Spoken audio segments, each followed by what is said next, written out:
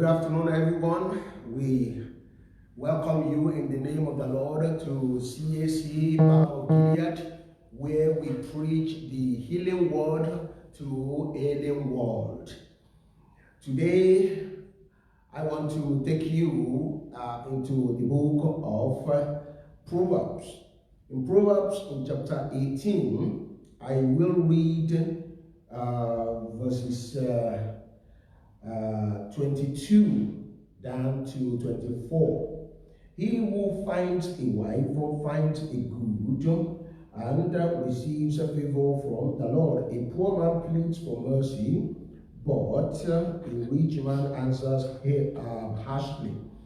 And in verse 24 it says, a man of many companions may come to ruin, but there is a friend who sticks closer than a brother. So, by the grace of God and with the help of the Holy Spirit, today I want to speak on Jesus, the faithful friend. Jesus, the faithful friend. Many of us have enjoyed the benefit of having friends, especially during this COVID-19 pandemic. Cicero once said, friendship is the only thing in the world concerning the usefulness of which all mankind are agreed. Every human being agreed that friendship is crucial. It seems as necessary as element of comfort for our existence, such as water, air, fire, and so on and so forth. For our happiness, we need friendships, and friendship brings shall we say joy. Yes. And why it brings joy, we are going to see in a moment. Now, friendship, though very pleasing and exceedingly blessed, but for many people, for many of us, it has caused great mystery and great unhappiness because it was unworthy, it was unfaithful. Just as a good friend is sweet, a false friend is full of bitterness. The world's friendship is ever brittle, hard, but easily broken. You trust it, you have trusted a robber. You rely upon it, you have relied upon a thorn and leaning upon a spear. You know, we are told that there are 4 levels of friendship: acquaintance, casual friendship, close friendship, and intimate friendship. Now Solomon says, in New Living Translation, there are friends who destroy each other, but a real friend sticks closer than a brother. And I want to ask that question. Who is that real friend? Who is that real friend? I want to take you to the love that Jesus showed and leave you to make up your mind whether that is such a friend that you need or not. Number 1, why must we depend upon Jesus as being the faithful friend? The way I have prepared this message is that question that I've just asked, Why must we depend upon Jesus as being the faithful friend? That's number one. The second part of it, I will ask the question that we draw from the reasons that I give in answering question number one. Okay? Without making things too complicated for you, let me answer that question. And in answering that question, I will give 7 reasons as to why you can depend on Jesus as being the faithful friend. Why I should or I must depend upon Jesus as being the faithful friend. Number one, because true friendship can only be made by true people. You know, two wicked persons may have business in common, but there is no true friendship between them. Two wicked people may gang up against you. It is because they have business in common. Pilate was an enemy of Herod, but the day they had business of killing Jesus in common, they became friends. So two wicked people, they have business together, but they're not friends. You know why? Because one principal element in friendship is trust. Go and check it. Two wicked people can never trust each other. Because if I know that I'm wicked, I know what I can do to you. And you too, you know if you are wicked, you know what you can do to me. I won't trust you, you won't trust me. Two wicked people don't trust each other. So friendship can never exist between them. But look at Jesus Christ. No one can find a stain in his character. He is a faithful friend. You can trust him. Number 2, Jesus Christ is faithful to us in our faults.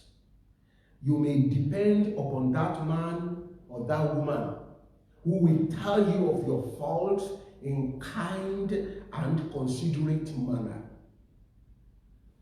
who will come straight to your home and not to your neighbors first. And that is what Jesus Christ is. You can trust him because he is faithful to you even in your fault. You know, when Jesus Christ said to his disciples, I have not called you servant, but I have called you friends. Judas was one of them. He called Judas his friend. Was Jesus stupid? No, he wasn't. He was truly a friend to Judas. And you don't want to know, you want to know, on the night that Judas was going to betray him with a kiss, that night at the Passover table, Jesus was saying, Judas, he was saying, he didn't mention his name, what you are about to do it quickly. What you are about to do it quickly. And the 11 disciples, they were thinking, oh, because he is the treasurer. And so therefore Jesus was saying, make sure that you prepare enough money to buy what we are going to need. They didn't know. And then in John's gospel, he says, because he was the treasurer and he steals money from the poor. Did Jesus know that Judas was a thief, or did he not know? Was Jesus not a being with infinite wisdom? The one who knows things, who knows the end from the beginning. He knew that Judas, in his character, he was going to be a robber, he was going to be a thief, and yet he made him did not let his secret be known to the other disciples. He kept it secret.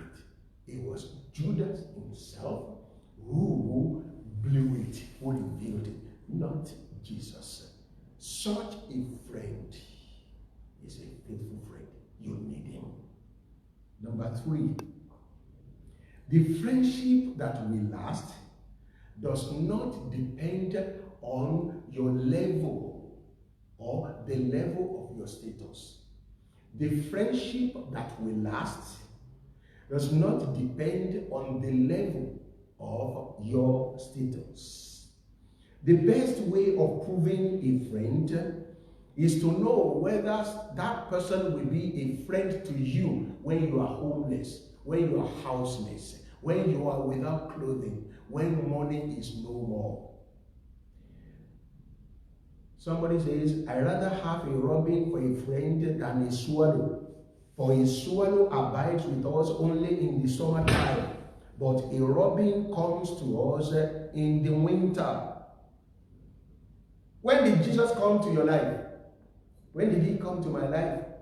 It was not when I was the pinnacle or the height of pleasure. No. When did Jesus come to your life?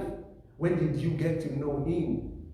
Some of us, we got to know Jesus Christ when we were in trouble. When we were in mourning, he came to comfort us. When we were in trouble, he came to shake hills of trouble. And he came and he moved the mountains of sorrow away. He sent the heavenly gales to blow them away. That's when we know that this is a friend. Some of us, we were about to go bankrupt when Jesus came to us. And I was saying that the friendship that will last does not depend on the level of your status. Some of us, we knew about Jesus Christ on our sick bed. Therefore, for that reason, Jesus is that real friend. Don't forget what we are talking about today. Jesus, the faithful friend. Number 4, the friendship of ignorance is not a very desirable one. The friendship of ignorance is not a desirable one. I desire no man to call me his friend who knows nothing about me. If you love me because of a little thing that you know about me, when you know me better, you will cast me off. But Jesus Christ can never forsake those whom he once loves, because there is nothing that Jesus doesn't know about us. He is aware of the leprosy in our lives. Jesus loves us, even with it. He knows about that unfaithfulness. He knows about the deceit. He knows. Yet, he presses you to his bosom. Therefore, I am saying Jesus, from these evidences, he is that real faithful friend. Number 5, friendship and love to be real must not lie in words, but in deeds. Friendship to be real, it must not lie in words, but in deeds, in actions. You know, when you're writing letters, there is dear sir, dear madam. You finish it with yours sincerely, yours faithfully. And some of us, some people who are writing to you, dear sir or dear madam, they are about to destroy you. And after they have written the poisonous letter, and then they will conclude and say, yours sincerely. What is sincere about what you have written? But, you know, we tolerate falsehood, we call it courtesies. But when Jesus Christ wanted to prove that you are so dear to him and that he loves you sincerely and truthfully, that you are so dear to him, he didn't say, oh, my dear Janet, my dear Sarah. No. You got to know about his love when he shed his blood on the cross of Calvary. Therefore, you can trust him to be that faithful friend. And then number 6, a purchased friend will never last. A purchased friend will never last. Let me take you back to number 1 of the argument as to why you and I must depend on Jesus as being the faithful friend. I'm going to test you, okay? Number 1, true friendship can only be made by true people. Number 2, I argued that Jesus is faithful to us in our fault. Number 3, I reasoned with you that the friendship that will last does not depend on the level of your status, whether you are rich or you are poor. Then, number 4, friendship of ignorance is not a very desirable one. And number 5, I said, friendship and love to be real must not be in words, but in deeds. And now I said number 6. Do you remember what I said in number 6? I hope you do. If you have said that a purchased friend will never last, then you got it. And if you are not too big for it, you may clap for yourself. A purchased friend will never last. Give a man something that he asked 19 times, and on the 20th time deny him, he will curse you. He will abandon you. He will not even consider the 19 times that he asked and you gave. But the 20th time that you deny, he will curse you. He will curse you. He will cast you out. Because his friendship with you depended on your gifts to him. But relating that to Christ, was Christ's love purchased? How much did you pay for his love? He loves you for nothing at all. He did not accept money. He did not accept anything. He showered his love for you. On that basis, Jesus is that real faithful friend. And finally, number 7, no circumstance could arise and make Christ's love for you less. No circumstance could arise and make Christ's love for you less. Have you seen two friends, and all of a sudden one of them became rich And the other one who remained poor was told by the rich friend, you know, my friend, whenever you want to come and see me, please don't wear this kind of clothes. You know our status in the country. People will talk. So when you are coming, not this kind of shoes, not this kind of clothes. Level has changed. As they will say in Nigeria, level don't change. And when level changes, some people, their security guards, will no longer allow you to come in contact with them. Some people, they speak militarily. They change their vocabularies. But you know what? On the other hand, some people, one friend grow poorer, and then the other one forsakes him.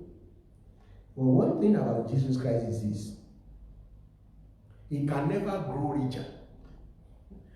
Jesus can never grow glorious. He is the same yesterday, today, and forever. He is what he is when he came into your life. He will be what he was and he is in your life right now. He can never grow richer or poorer. So there can be no circumstances that will make his love for you change. You, on the contrary,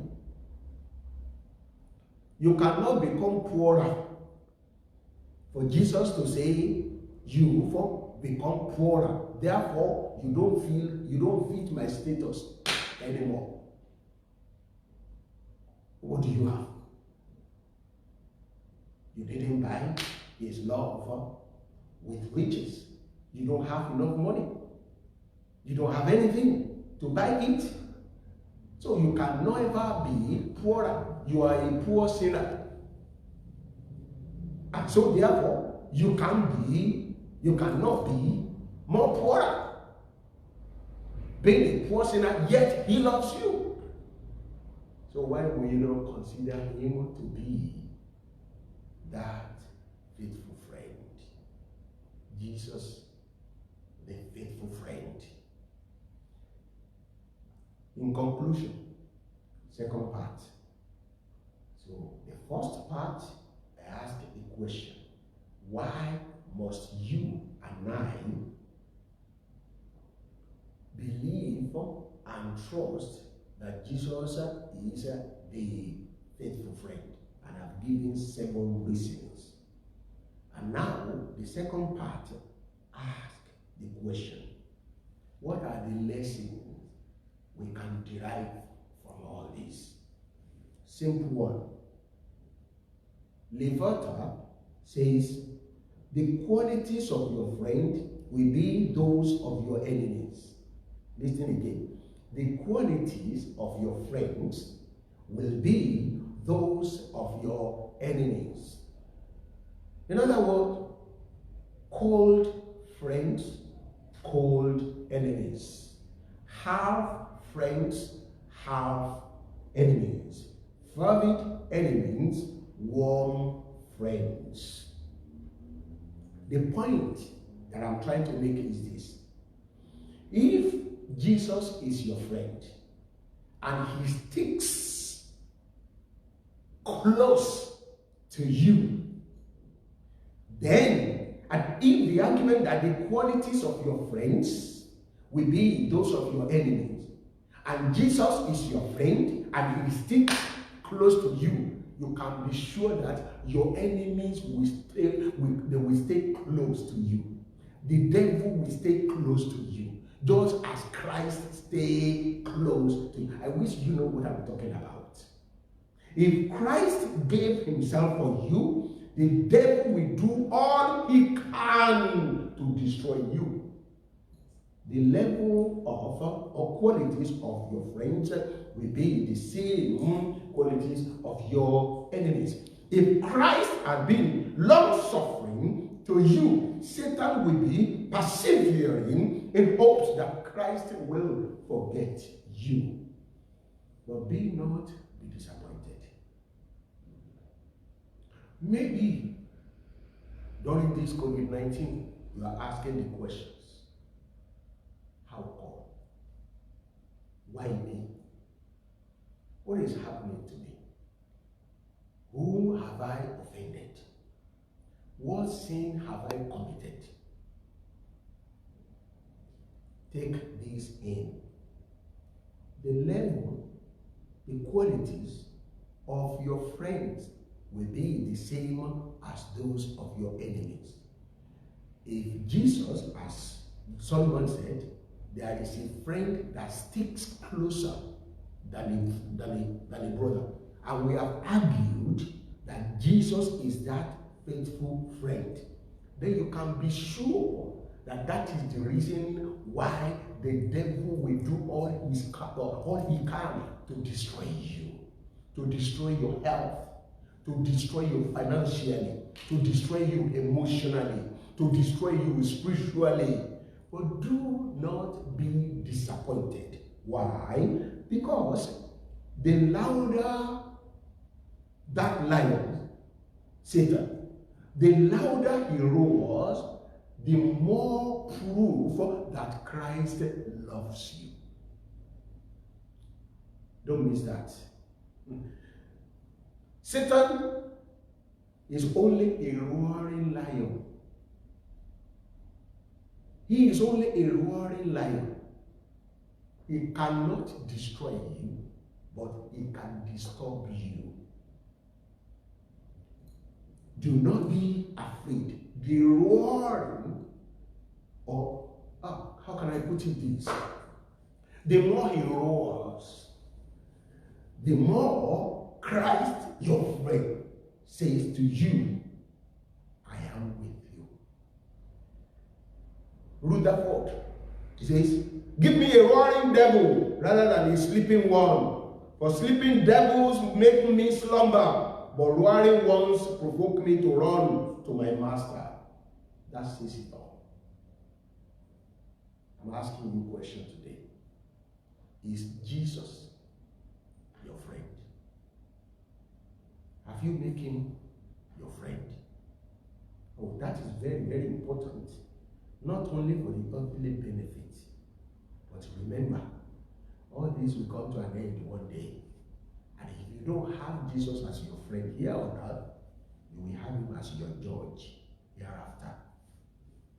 Jesus, my faithful friend, you will not quit. You will not quit him. I declare in the name of the Lord Jesus Christ, he will go ahead of you. His glory will be your real God. Never will I leave you. Never will I forsake you. Only Jesus can make such a promise. If Father could say that to his child, I will never leave you, and death has distorted that promise. A rich man may promise you, count on me, I will never disappoint you. He wanted to do it, but all of a sudden, COVID-19, coronavirus, lockdown, just blew away his wealth into the air. He could no longer fulfill the promise. But your friend, Jesus, says, never will I leave you, never will I forsake you. Demons cannot do anything about it.